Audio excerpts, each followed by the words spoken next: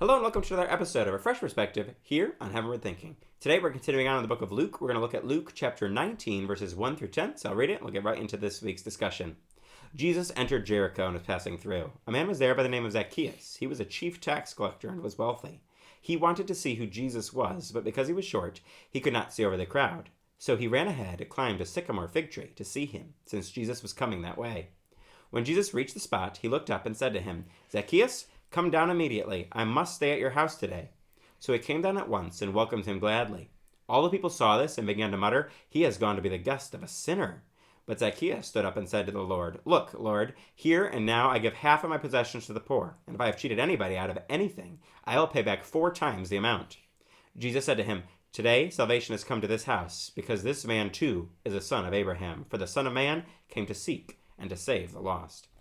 As we look at this, is a very familiar passage here in the book of Luke. What can we see, though, with a fresh perspective? Well, I think the concept here is that Zacchaeus responded to Jesus, to a need to see Jesus and to be with Jesus. And everything in this passage is simplistic in nature. We can make it super more complex, but the reality of a fresh perspective is, do you and I, those who are listening, have a desire to see Jesus, to be with Jesus, to understand what he has for us? Do we want Jesus? And I think that is a challenge that if a lot of us were being honest, we would say, well, on Sunday mornings from 10 o'clock to 11, and maybe once another week, for a Bible study or something like that. But the truth of the matter is, no, most of the places that I'm not trying to see Jesus, be like Jesus, be near Jesus. I'm not trying to do any of that. So.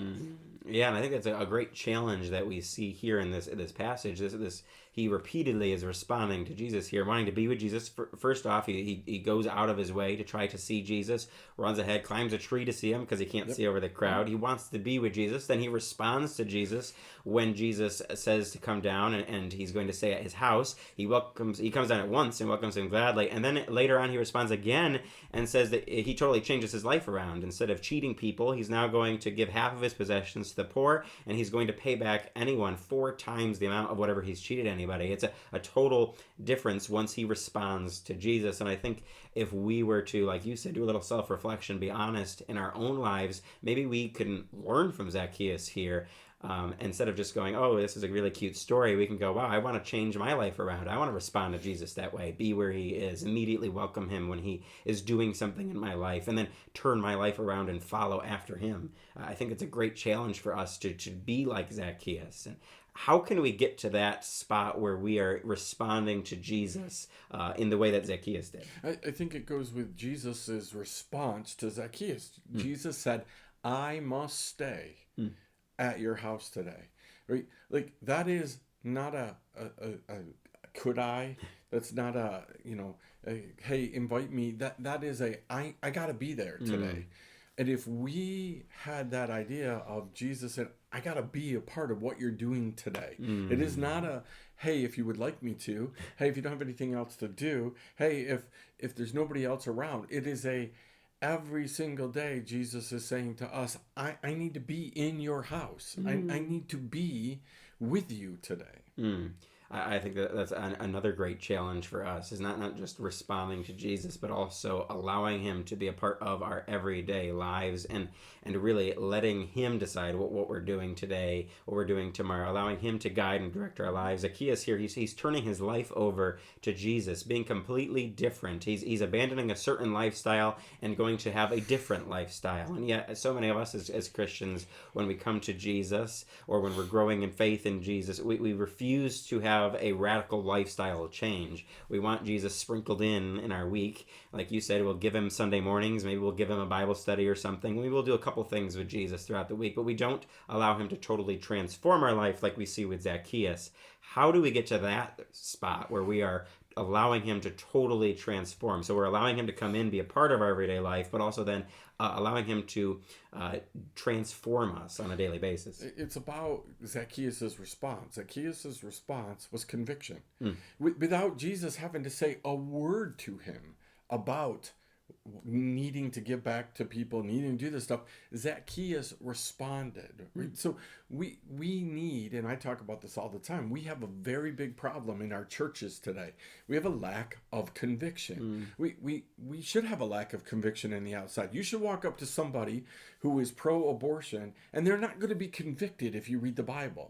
They're not going to be convicted if you say, hey, God said this is wrong.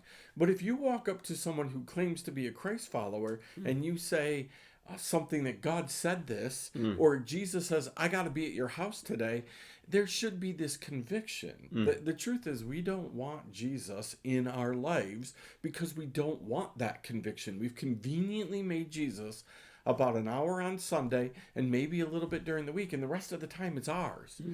Because Jesus, by nature, the very presence of Jesus brings conviction. You are either convicted to double down on sin, or you are convicted to make change without any need.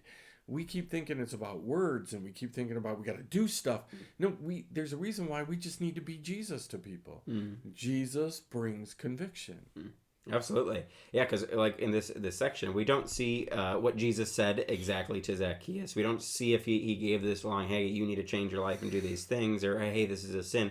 Instead, we see Jesus going to his house, and then we see Zacchaeus just standing up and totally changing his life around. We see that conviction, that moment where he is turning his life over to the Lord. He's convicted, obviously, here of the lifestyle he was living, and we see what kind of lifestyle that was. He was a chief tax collector. He was a wealthy man. This guy had taken advantage of people. We know that from historical context of tax collectors, that they would steal, they would cheat, they would lie. But he obviously has a moment of conviction and totally turns his life around. Hopefully, then we can learn from this and change our own lives around, and hopefully we experience that moment of conviction you were talking about, rather than just trying to avoid any conviction, which we do a lot in churches today. We just try to avoid being convicted. We don't really like when the pastor talks about our certain sins that we struggle with. We'd rather not deal with it. But Jesus wants to deal with that sin. He's all about that salvation that gets us out of that sin. We see that at the end of the section when Jesus says,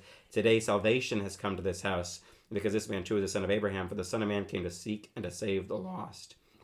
What do we do with these last couple verses about salvation and Jesus' mission? We kind of get the mission of Jesus given to us here. We get on board with the mission, right? Jesus said the entire mission is to seek and save the lost. First of all, we need to not be afraid of the lost. We need to not be afraid that we are lost, because that's exactly who Jesus is about. The more you act as if you're unlost, the more you're saying to people, I don't need Jesus. So we need to, in our churches today, in our homes today, and in our workplace, we need to not be afraid of the lost. We need to not be afraid of being lost. The funny part is, in order to try to be a Christian, you're going to, by definition, you're going to fail. You just did a whole bunch of Leviticus, a lot of laws. We're not keeping the laws. We're not going to love God, and we're not going to love people all the time perfectly. We're going to get lost. So we need to understand that's okay, because Jesus came to seek out the lost, to save the lost. That's what he is continually doing. And when we've created this atmosphere that it doesn't matter, well, all I got to do is say a magical prayer, and it doesn't matter what I do the rest of my life, I'm okay. We've done a lot of damage, right, to who Jesus is and what he wants to do for us, and the fact that he wants to come to our house, and he wants to spend the day with us, and he wants to help us not be lost anymore. Absolutely. I think it's great that we see here in the middle of the story, the end of the story, really, Jesus' whole mission, the whole thing really can be summed up of the Gospel of Luke here, as this is Jesus' mission. He came to seek and to save the lost. And like you said, we spend so much time trying to pretend like we're not lost. The religious leaders that Jesus continually clashed with, they tried to pretend all the time that they weren't lost. And so Jesus was going to these people who were lost, and we see the crowd's reaction even in this story when he goes to stay at the house of Zacchaeus. They say he has gone to be the guest of a sinner. They're muttering this. They don't think he should be going to this, unholy house and hanging out with this sinner. And yet we see that very sinner is the very person Jesus came to save. He came to bring salvation. He came to seek and save those of us who are lost. And that by definition is all of us. We just have to admit it. And then, like you said, allow Jesus to stay. Allow Jesus to stay at our house, stay in our lives, that we should allow him to be a part of our daily life, just like Zacchaeus did in this chapter. We need to admit that we're lost and then allow Jesus to do the hard work and help us do the hard work in our lives. Yep. Well, I hope that you've been encouraged and challenged by this, and you'll join us next time for another episode of A Fresh Perspective here on Heavenward Thinking.